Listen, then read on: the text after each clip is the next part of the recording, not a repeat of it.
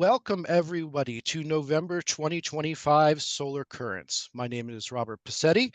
I am the Grand Pendragon of AODA, and I am also a professional astrologer. I teach for the School of Relationships and Astrology, and I am also the director of the Fractal Cosmos Gathering Vibrational Astrology Conference.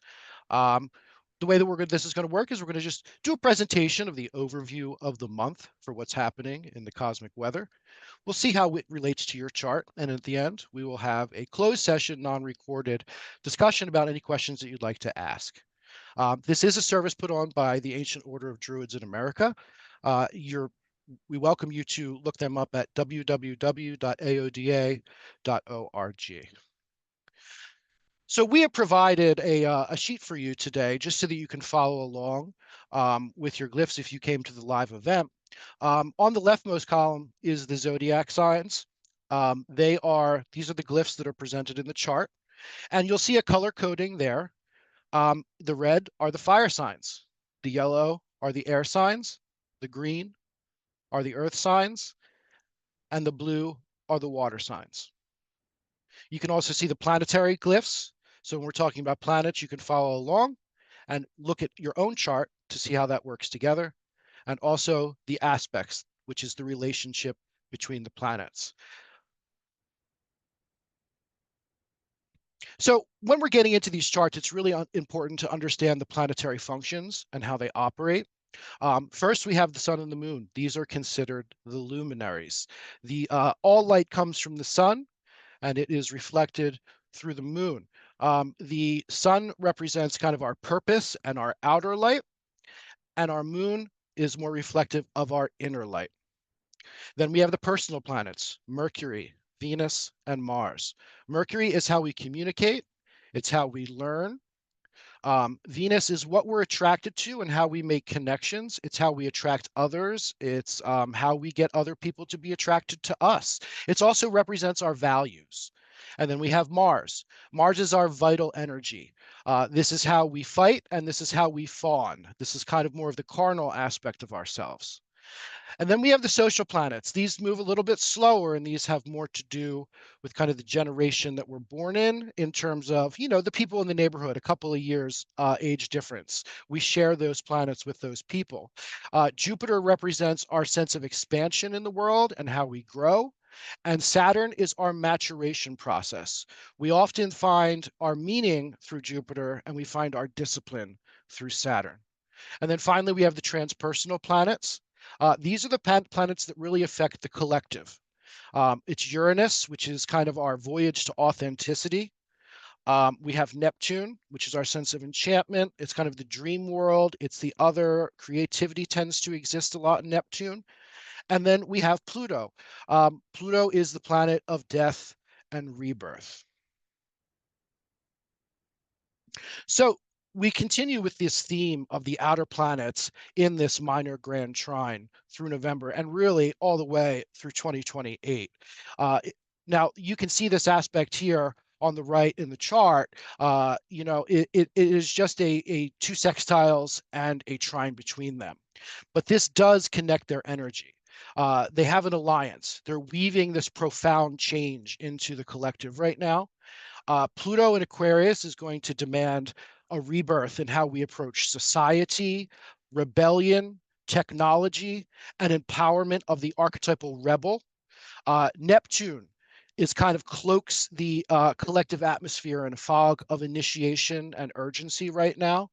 And we're blending spiritual authority here into the mix because right now Saturn is working together with Neptune.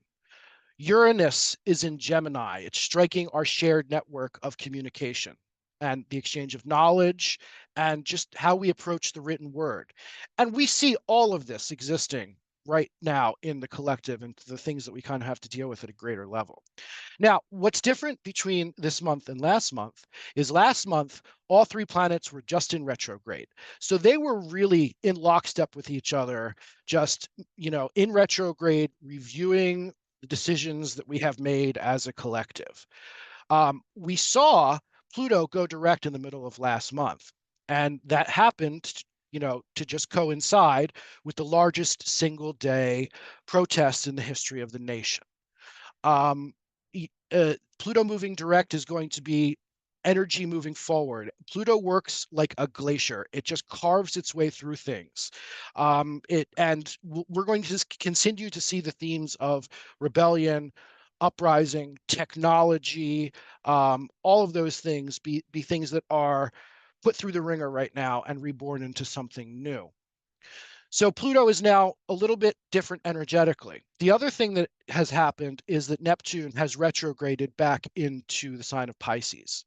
And for those of us that, study the elements, there is a natural energy flow between the air signs and the fire signs. I refer to them more as the celestial energy, but air and fire work well together. Now, even though that there is an aspect by degree, the fact that Pisces has moved into back into, or I'm sorry, that Neptune has moved back into Pisces, it breaks up the circuit a little bit. It gives a little bit less solidity to the form of this three-planet pattern. So we're going to see things kind of shift up a little bit, maybe be a little bit intense. Things are going to be less focused. We're going to see these planets acting while still in tandem in their own opportunistic ways. And with that being said, Pluto is going to be out of bound until 2030. So what does that mean? So Pluto is out of bounds when the declination moves beyond the natural limit of the sun, which is about 23 degrees, 27 minutes. And that's north or south of the equator. So basically, when you're looking at this chart here, the Earth is on an angle, a 23-degree, 26-minute angle. And we can see how the seasons work through that line, which is called the ecliptic plane. If the Earth wasn't on the angle, we'd just be in line with that, and the sun would just go around the equator. But because of this 23-degree, 26-degree angle, this is what creates this, is a major contributor to the seasons. There are other things that are influenced by that. But what we're saying here with Pluto out of bounds is it is now north or south of the highest point that the sun goes to over the course of the year. So it starts to act out of the sun's order, or the solar order, as we call it in astrology. So it expresses itself in extreme and unconventional or unpredictable ways. So we will, throughout history, when we've seen outer planets moving out of bounds in a time where they were manifesting with other outer planets, we've seen radical upheavals, revolutionary shifts in power, and profound transformations. Now, that plane that we're looking at, that tilt that we have in the Earth, it doesn't just sit there. It actually wobbles.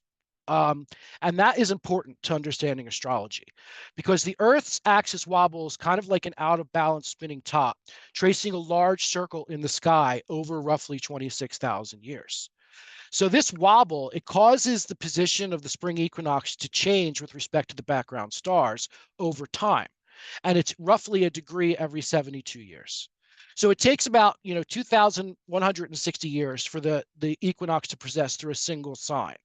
So if we're talking about, looking at now back to, the time of, the Alexandrian Revolution in, back essentially the year like 0 to 100, you'll see that we're about a sign behind that in the way that it rotates. Now, this was a problem for astrologers. The reason why it was a problem for astrologers is because now you have this whole background which is changing. The archetypes change. What can we do about that? Well, there is a famous polymath by the name of Claudius Ptolemy, who was building upon the astronomical discoveries of Hipparchus, who's the one who discovered all of this, and solidified the tropical zodiac in his Tetrabiblos. This is essentially the foundational book of modern Western astrology, is the Tetrabiblos. It's got a cool name. We will eventually name a goose after it. So this system defines 0 degrees at the precise moment of the spring equinox. That is when that happens every year. It has nothing to do with where the constellations are in the background. It has everything to do with aligning Aries 0 degrees with the spring equinox. So this is what we call the beginning of the natural zodiac. So in doing so, Ptolemy essentially was bringing astrology down from the heavens and making it an earth-based practice. So Ptolemy formalized Western astrology as a seasonally based framework, aligning the zodiac with the sun's cycles rather than of the fixed stars. Does that, I hope that makes sense. That's a lot of information, but that's why we have things the way that we have them today. If you are going to do some sort of Vedic astrology, you will use what's called the sidereal zodiac versus the tropical zodiac. The sidereal zodiac takes account of where the fixed stars are currently. Just something for you to know. And why is that important? Well, because tonight is astrological Samhain, tonight at 11:36 p.m. 11:36 p.m., I believe. So what this means is, as far as Druidry goes, and as far as the wheel of the year goes, we have the spring equinox at Aries 0 degrees. We have the summer solstice at Cancer 0 degrees. We have the autumnal equinox at Libra 0 degrees. And then we have the winter solstice at Capricorn 0 degrees. The exact midpoint between these solar events is where we celebrate our fire festivals in the wheel of the year. You'll see, excuse me, you'll see Beltane at 15 degrees Taurus. You'll see Lunasa at 15 degrees Leo. You'll see Samhain at 15 degrees Scorpio, and you'll see Imbolc at 15 degrees Aquarius. What's very interesting about this, and this goes back to studying Renaissance astrology, is that there's a period of time called the Via Combusta. The Via Combusta is when the sun is in its weakest sign, and then followed by the moon being in its weakest sign. They're called its fall. This is from Libra 15 to Scorpio 15. So we essentially have an astrological marker for what we would consider the veil. It's about from October 7th to November 7th. That is what we would consider, the veil time. And what's very interesting about that is that, it's called the burning path. Well, why would it be called the burning path if there's no illumination? Well, if you see what happens to the trees when the lights are no longer providing that illumination, the trees begin to provide that illumination. And I've always found this to be a very aha moment within, studying Druidry, studying nature spirituality, that there are these markers already built into the zodiac. And, we have to understand that a lot of, Western astrology has been baked into, a lot of the things that we now practice as modern revival Druids. So each of these signs don't just represent a specific archetype, although that is the way that we tend to use it. But the cardinal signs, which are the ones with the solar events, those are considered the beginning of a season. So Aries is the beginning of spring, Cancer is the beginning of summer, Libra is the beginning of autumn, and Capricorn is the beginning of winter. Now, the next sign is the fixed sign. That's the middle of the season. That's when we have Taurus, Leo, Scorpio, and Aquarius. And right in the middle of our seasons is where we have these fire festivals. Then we look at the mutable signs, Gemini, Virgo, Sagittarius, and Pisces. This is when the seasons are changing. So there is this seasonal nature magic baked in to, all of the astrology that you've ever looked at. No matter, if you are studying Western astrology, your foundational text is definitely the Tetrabiblos, which is where all of this information came from. I'm going to go back 3 slides. So we talked about the sensitive points that these outer planets make, and this is going to continue. If you have something that is in the first few degrees of Libra, this is a good time to look at your chart. If you have something that is in the first few degrees of Libra, it's going to activate what is called a kite pattern. You can see the red line and then the 2 blue lines there. The red line is the opposition, and the 2 blue lines are the trines. What this does is this essentially makes Venus a point of what is needed to confront, overcome, or resolve kind of the tension that these outer planets are bringing. It makes total sense from an energetic standpoint that the sign of balance and peace and connection, would solve a lot of the problems that we're having right now. The other pattern that's really going to express itself as well, we're going to see a little bit of it tonight when we look at the charts, is the yod pattern. It's also called the finger of God. It's essentially a fated challenge where we have to make a choice. So if you are in the very beginning, if you have something in the first few degrees of Virgo or the first few degrees of Scorpio, you are going to be somebody that is going through the influence of these outer planet energies are going to have to kind of make these fated decisions through the process. So especially if it's a luminary, a sun, a moon, or an ascendant. An ascendant would absolutely qualify as being something that would be important here. We also have another one that's going to be creeping in, but we'll go over that when we get to that chart. Okay.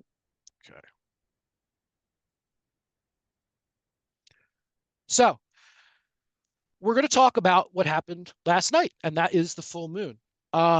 We do these on the first Thursday of every month. So this is a little bit late this month. But the moon was yesterday, the full moon. The full moon loves being in Taurus. It's its exaltation place. The moon wants balance, and the moon likes comfort. The moon is ruled by the sign of Cancer, which is kind of emotional nourishment, whereas Taurus represents more physical nourishment. It's the act of comfort. It's trusting in the earth and natural processes. We often, look at the archetype of Taurus as kind of being slow or, hard to move, but that's just because they are just trusting in natural processes. They cannot be budged. This specific full moon has the energy of the quartermaster, and that's going to be an important theme through the month. The quartermaster is all about the person who is really good at managing resources. And managing resources is going to be a theme that we see throughout the entire month of November. It's also about embracing sensory pleasure. It's sensual, not sexual, comfort and grounding, and developing the art of patience. And the other thing that's really interesting about this full moon in particular is that it creates what's called a mystic triangle, or I'm sorry, mystic rectangle with the nodes, as you can see here in the green circles on the chart. So I normally would not include the nodes in a major aspect pattern because they're not planetary bodies. But that being said, when we're talking about the luminaries and the natural relationship that the nodes have to the moon, and the sun as essentially being the eclipse points on the chart, we have to take them into consideration. So this full moon is really about moving us towards a space of comfort with our own spirituality and with our own destiny. Allowing yourself to become relaxed enough where you can get back on that track of moving towards your ultimate purpose. We also have a very interesting thing going on in the red circles, and that is the Jupiter trine Saturn. And this is reframing our path to meaning. Now, oftentimes people confuse or kind of coordinate Saturn and Jupiter as enemies with each other, but they actually work really well together. The combination of Saturn and Jupiter is what gives us metered growth. Jupiter can go overboard. It can be so gregarious and get so, high on its own juices that it becomes self-destructive.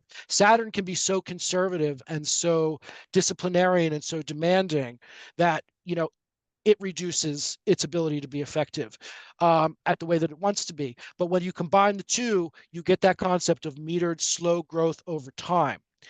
When these planets meet, it's called the Great Conjunction, and it happens once every 20 years. The last time it happened was in 2020. This is often viewed as a reset in society, or times are changing, and you're all going to feel it. And I think that was pretty true based on the history of 2020. Now, the good thing, and this is one of the really positive things that's happening this month astrologically, is that we've moved through the square, which is at 90 degrees. And we've moved into the trine, which is 120 degrees. A square is considered a harder aspect because it creates friction. And for the past year or so, we've been in that kind of constant sense of friction about kind of our metered growth and our ability to frame our path of meaning in the world. We are now at a place where that is going to kind of lessen.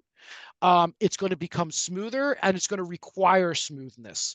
You're going to be in a situation where you're kind of going to be forced to reframe that meaning, but you're going to have help. Now, the interesting thing about this is happening within a water trine. Um, Jupiter loves being in Cancer. Cancer is the cosmic egg.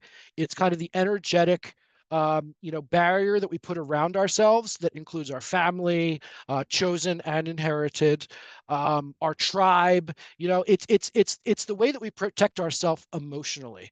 And when Jupiter is there, we are able to really feel emotionally nourished. And when we're talking about Saturn and Pisces, we're talking about spiritual authority.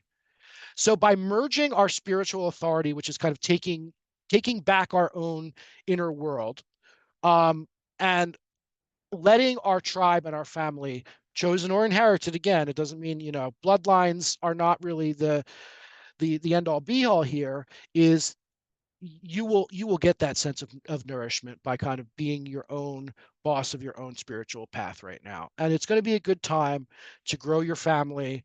And there's going to be some time for reevaluation this month, but that is going to be consistent through the month. Is this Jupiter trine Saturn? So think about that. How can you reframe your path to meaning? What does meaning mean now versus what it did before 2020? So we also have another powerful thing going on with the yellow circles. That is Mars in Sagittarius opposite Uranus in Gemini. This is a much more explosive um, situation.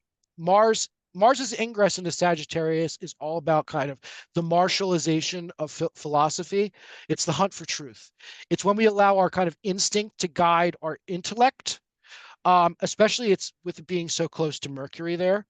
Um, we're going to be acting based on our own philosophical beliefs, but those beliefs are going to be going through kind of some alchemical changes. It does create this bucket pattern here. If you look at where Mars is on the chart, Mars is the circle with the arrow pointing out on the left side.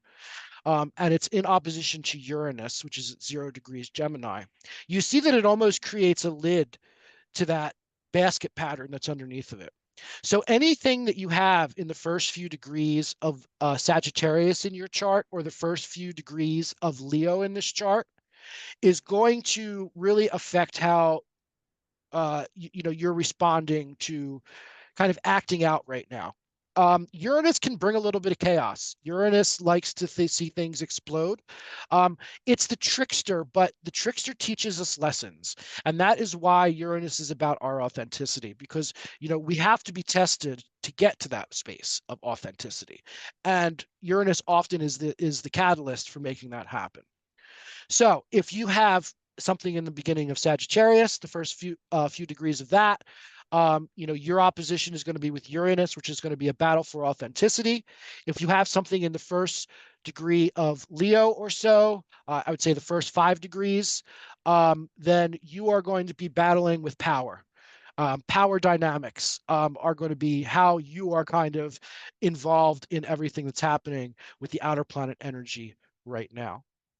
And this is the exact moment of Samhain, coming up tonight at 11:28 p.m. So this is when we hit that 15 degrees Scorpio is tonight, November 6th at 11:28 p.m. And the coolest part about it is Venus moves in just at Samhain. This new Scorpio Venus energy. Now, Venus is in fall in Scorpio, but it's a much more fun energy. Whereas I was talking about Taurus being sensual, Venus in Scorpio is very sexual. It's about the carnal experience. It's not concerned with the pleasantries and the communication that Libra was. It really just wants to get to the point. Um, you know, It's good for a darker aesthetic if we're going deep within ourselves. It's ultimately looking for the truth. It does not want any bells and whistles. It wants the root core of who you are. And that is what everything in Scorpio wants, but Venus, especially where it's about attraction, where it's about connection, we're really going to see that kind of, attractive to the darkness be very, very omnipresent. So the only thing I would say about this opposition with Uranus and Mars, especially, is that it can be a little bit accident prone. So be careful. We do tend to see accidents happen during this transit. Doesn't necessarily mean it's going to be anything major, but it's just something where you kind of want to pay attention. Now, how does this full moon energy affect you? Because, full moons acting, lunar astrological energy works the exact same way that you would imagine it. It wanes from the full moon to the new moon, and it waxes from the new moon to the full moon. So even though the full moon was yesterday, we're still going to be operating within its energy pattern, a little less and less every day over the next 2 weeks, as we move into the new moon. So if you have this Taurus moon, especially between the degrees of 8 and 18, 8 and 18 is really the orb of influence for this full moon. It's going to be that conjunction. It's going to be that pure Taurus energy. It's going to be exactly what you need. And when you look at this and when you look at, the planets that are in your chart, you have to understand that this is essentially how the light is going to shine onto them, and how it's going to how you're going to react to that energy and how to bring it into to your life. I don't think there's one sign that doesn't need some more comfort and relaxation and connection to nature. It's not about whether you're going to be able to use that energy effectively. It's more about how well you're going to be able to accept that energy. And any planet in that is in any of these signs from 8 to 18 is going to be affected by this. A full moon is extraordinarily powerful. It's receiving the full light of the sun and reflecting it into our inner world. It is a culmination point. It's a culmination point where the sun and the moon have parity. So Aries, Gemini, this is the semi-sextile relationship. You can see that down at the bottom in Aries and Gemini with that V symbol there. It's a discomfort energy. They really can't see each other. Um, you know, Aries and Gemini, they don't like to relax and they don't like to chill. Those are signs that like to be out and about doing things. It's going to be more difficult for that energy to be accepted in the placements that you have between 8 and 18 in those signs. Now, a Pisces and Cancer, this is what we call a sextile relationship. A sextile relationship is a cooperative, energy, and it works well together. So for Pisces and Cancer, this is great energy. They love comfort. They love the ability to be creative in a comfortable space. That will work really well for Pisces and Cancer signs. It's the square for an Aquarius and Leo. Aquarius and Leo, Aquarius is trying to change the world, and Leo is trying to have his barony or their barony. And this isn't really a very relaxed energy all the time. Capricorn and Virgo, though, it's a trine. It's perfect. It's earthy. It's related to things that are tangible, and Capricorn and Virgo love that energy. So if you have anything from 8 to 18 in those signs, really embrace this energy of comfort. You're going to need it. Sagittarius and Libra, they are representing what's called the quincunx, which is the upside down V in Libra and Sag. You can see. This is the quincunx energy. It's just an agitation. Again, Sagittarius and Libra, they're not so much about sitting down and just relaxing. Libra wants to be social. Sagittarius wants to be on an adventure. And then Scorpio, the opposition. In the opposition, they do share that modality. So they are able to, kind of see each other and integrate, view it as, two people looking at opposite ends on the circle, coming into the middle and shaking their hand and saying, hey, I get you. Taurus is not so concerned with the ultimate truth. It's concerned with being comfortable. Scorpio is very intense. It wants, but its relaxation can be intense as well. So it's really about integrating those energies together if you have placements between 8 and 18 in Scorpio, understanding that, there's going to need to be a need to integrate that energy. So then we get to the 8th to the 12th. So this is kind of a time of retrogrades. We spoke at the beginning about this being a time of review, and while we have that wonderful trine between Saturn and Jupiter, it's going to require us to do a lot of self-evaluation. So a retrograde for any planet just means we're reviewing its role in our lives, and in with Uranus moving back into Taurus, Uranus has already been in retrograde, but now it is moving out of Gemini, which is a very comfortable sign for it, and moving back into Taurus. We're going to see shocks to resources. We're obviously seeing that right now. It's going to be a collective path to authenticity, and it's going to pass through kind of confronting our relationship with finances and with our possessions. And I say that because Taurus in Uranus and Taurus is so much about that. It also, because it moved back into one of those telluric signs, which we would consider traditionally the feminine signs, it is now out of sync with Pluto and forms a much greater relationship with Neptune. Neptune in Pisces is all about the collective consciousness, the creativity of the collective consciousness for good or bad. Pisces is really like Carriage Wind's cauldron in a lot of ways, where you're able to kind of reach out and pull these disparate parts together. And sometimes it works, and sometimes it creates, a mess. And, Pisces with Neptune there just expands that.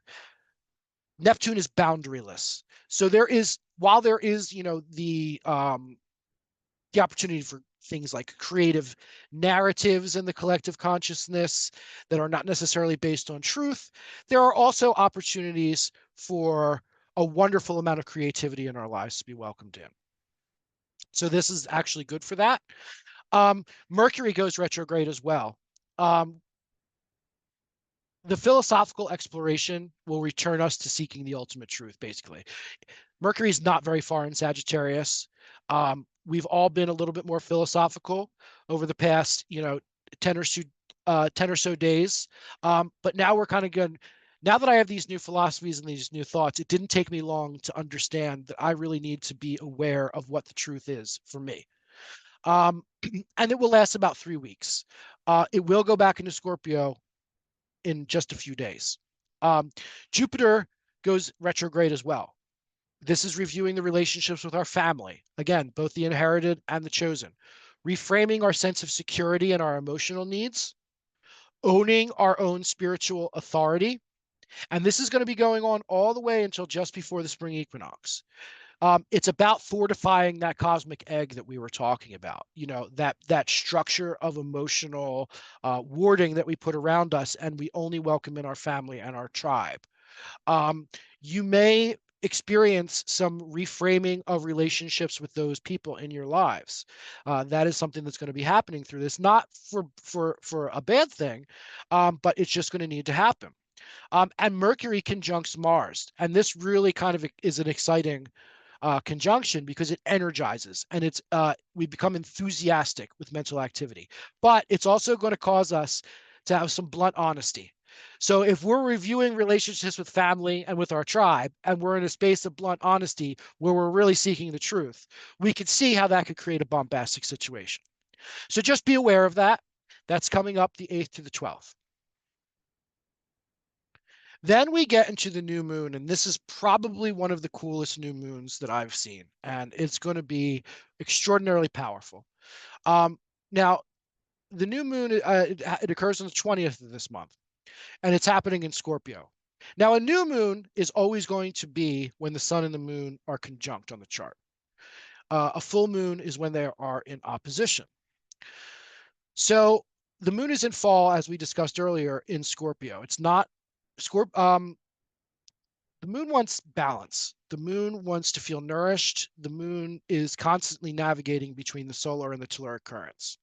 So when Scorpio is involved, that's not a sign that is concerned with balance. It wants to move out of balance and really into the darkness to seek the ultimate truth. This is very much the sorcerer archetypal energy, where this new moon is going to be able to kind of give us power in the dark. And that is the best way to put it. The other thing that is really cool about this is that we have what's called a Mercury cazimi with the new moon. So if you just want to picture it from a solar system point of view, um, what's happening is there is going to be a perfect alignment between the Earth, the moon, Mercury, and the sun at the time of this new moon. Extraordinarily powerful. It's the merging of our purpose, of our inner world, and our intellect. That's a real good time to do a deep dive. And we're initiating towards freeing our mind because we're talking about the path of the moon from sign to sign. And as I just said, all new moons are conjunctions, all full moons are oppositions. So what's going to happen is the sun is going to move into Sagittarius. Obviously, the full moon is after the new moon. Where is that going to be? That's going to be in Gemini. Um, Full moon in Gemini is about freeing your mind, pushing all towards the intellect and the communication. So we are this month we are going to be kind of diving deep into the almost the Persephone story, where we go deep into the telluric and the underground, and then and our minds are going to work there. This isn't just going to be an emotional journey. We're going to be able to think deeply as well. Um, and it's opposite Uranus, that retrograde Uranus we just talked about. It's going to be confronting our authenticity. It's going to be wrought by shock to the system in terms of resources. It's going to be redefining and reviewing our concept of what abundance in our lives actually is. And the other fascinating part is, who is Scorpio's traditional ruler? That is Mars. Well, what's happening with Mars? Mars in Sagittarius is squared the nodes right now. Now, the you can see this in the red circles. The nodes are always directly opposite of each other. So what happens is when a planet falls at the exact midpoint between them, which it does, um, it's called the bending of the nodes. This is an opening square because it's 90 degrees, from the north node. And that will cause the south bending. And this is a pressure point that's going to cause sacrifice. Um, don't over don't overweigh that word sacrifice. It just means that we might have to get rid of philosophies that are no longer serving us. We may have be married to a philosophy, and we've been carrying that with us, and we've been on this journey while we've been carrying this philosophy, and we may realize that when we go on this new moon journey, that these philosophies that we hold true and dear to us are no longer serving us and no longer serving the collective. Very powerful. So if you are a Scorpio and you have any Scorpio sign, but 23 to 29 especially, this is going to be just that pure energy that you need to go deep, recharge, and be reborn. Libra and Sagittarius, whereas Sagittarius and Scorpio both look for truth, but Sagittarius kind of wants the freedom of truth, whereas Scorpio wants the actual truth. Sagittarius wants to explore different concepts, foreign philosophies, different ways of doing things, and kind of seek freedom that way. It's not comfortable just going for the ultimate truth. Libra, it wants to have a party. It wants to have a hug. It wants a nice copacetic relationship. It does not want the intensity of Scorpio. So you're going to have to deal with that discomfort as you embrace this energy. For Virgo and Capricorn placements that are within these degrees, 23 and 29, this is going to be a sextile relationship. It's going to be comfortable and cooperative. It's going to kind of allow you to manifest the things that you want to manifest, especially within Capricorn. Then we have the Leo and Aquarius. This is the square again. Leo and Aquarius really don't get too much benefit of the lunations this month, but they really do need to take them in. This is all important energy. It's just how we kind of do it, and we're going to need to take action. This is not going to be energy we're going to be comfortable moving into.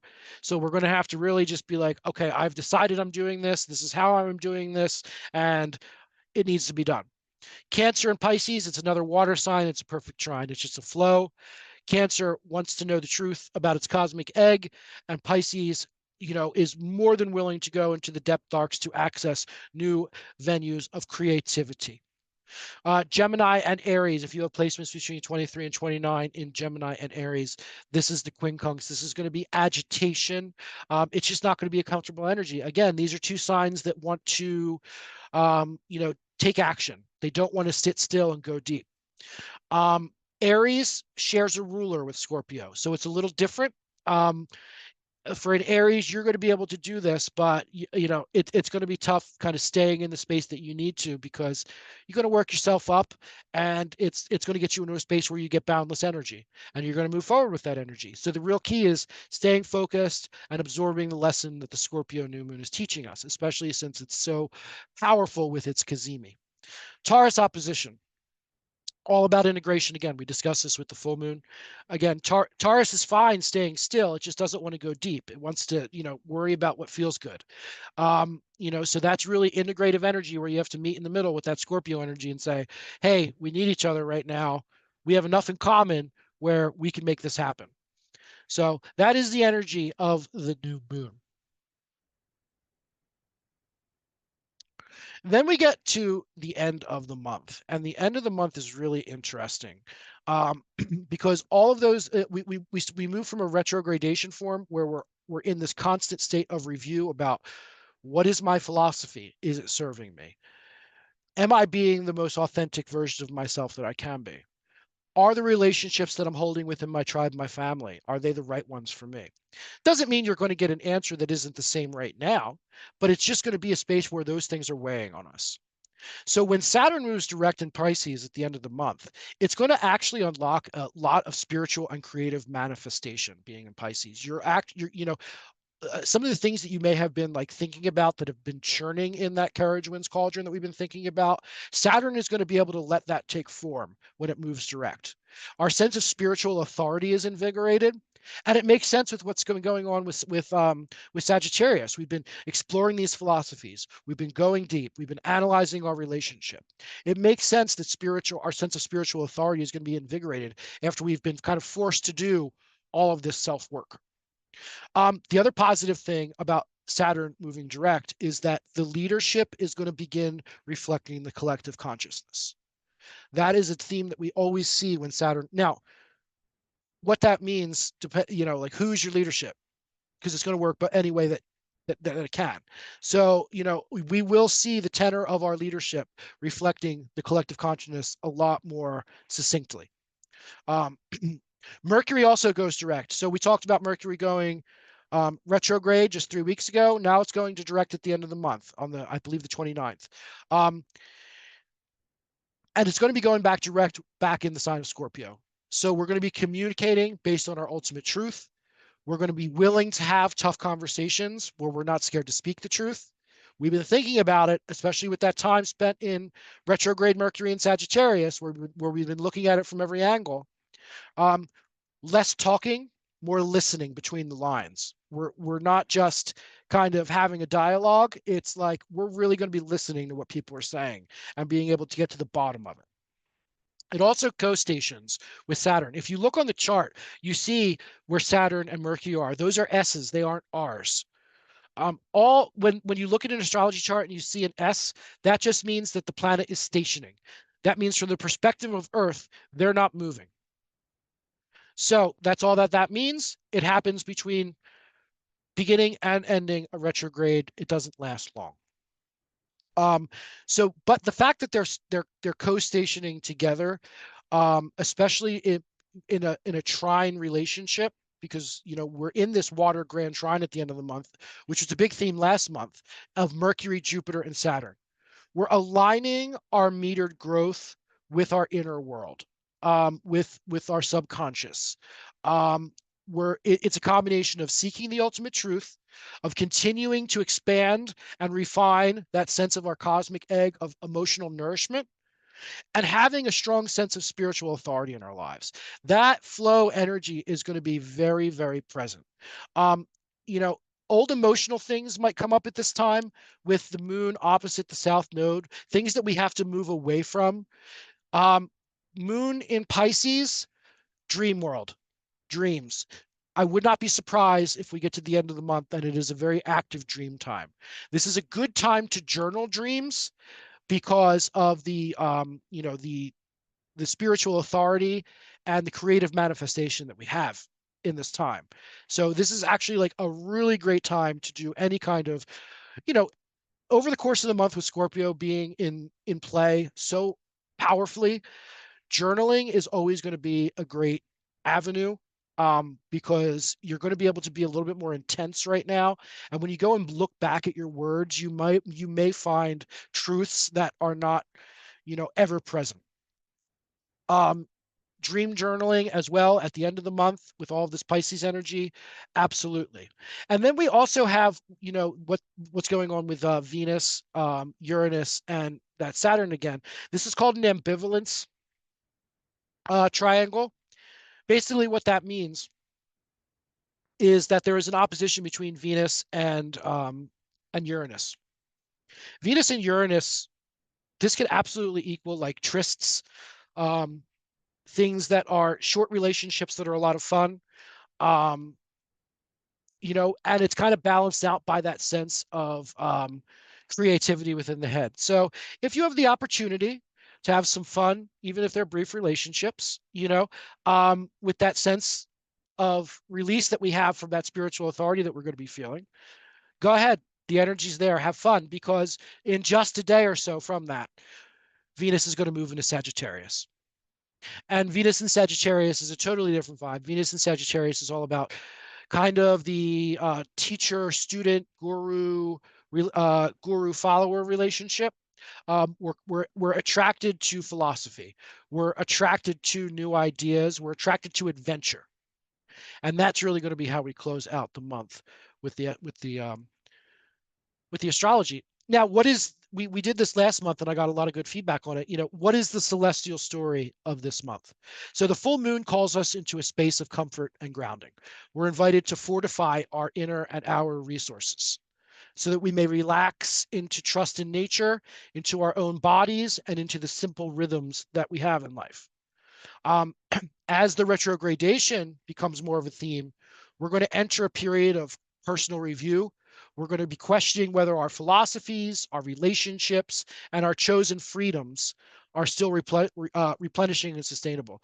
Chosen freedoms is an interesting concept because we all do take liberties in life with, how we treat ourselves, the patterns that we keep in our day-to-day lives. We tend to keep a little bit for ourselves. And another thing that Venus and Sagittarius is going to bring is like, are there different ways of doing things that I'm attracted to? Keep that in mind. That's something to think about. Are the patterns and the motions that we go through and the things that we consider the things where we use our free time and our free resources, are they serving us any longer? So this reflection will prepare us for the deeper encounter with our own authenticity and what's happening with us now. And at the new moon, our mission is to descend. It's to take that Persephone role. We're merging intellect with feeling. And we're going to listen to what the soul is saying beneath the noise. That is that Mars on the bending of the nodes. Challenging us to meet our most authentic self without disguise. And as we rise from these depths, Saturn moves direct in Pisces. It grounds our spiritual and creative manifestation into form. And it reawakens leadership that is more reflective of the collective consciousness. Mercury direct in Scorpio will call us to kind of truth-centered communication. We're going to have courageous conversations and skillful at listening. That is a very big sign of Mercury in Scorpio. Scorpio's form of communication is often watching. And that is something that needs to be considered. Venus entering Sagittarius opens the heart to kind of a more freedom, more adventure, and our values that are shaped by a shared search for meaning. So we end the month with that water grand trine between Mercury, Jupiter, and Saturn. We align our sense of metered growth with the depth of the inner world, and we weave together our truth, any expansive wisdom we're able to gather, and our own spiritual authority into a single field of creative potential. And this is what creates that Jupiter in Cancer, that cosmic egg of renewal. So I will hand this out in a minute. This is our November 2025 Astro weather. this is a lot easier for somebody who is not comfortable reading charts to have a map of the month and what's going to be happening. So the dates, it's what's happening and the degree it has. You can look at your own chart, see if you have anything within those orbs. For something like a full moon or a new moon, I would use an orb of about 10 degrees, to be honest. It's very powerful. But for the other things, I would try to stick between a 3 and a 5, really up to the astrologer on what they decide their orb is for planets. But I use a 3 to a 5 for things that are non luminaries. So if you, let's say you have something in 26 degrees in Scorpio, I would definitely look at that Sun conjunct Mercury. Those are the things that we're going to see happen. So thank you very much. Thank you for coming. We had about 120 views on the video last month. We hope to see them again. And now we're going to turn off the recording and open it up to discussion.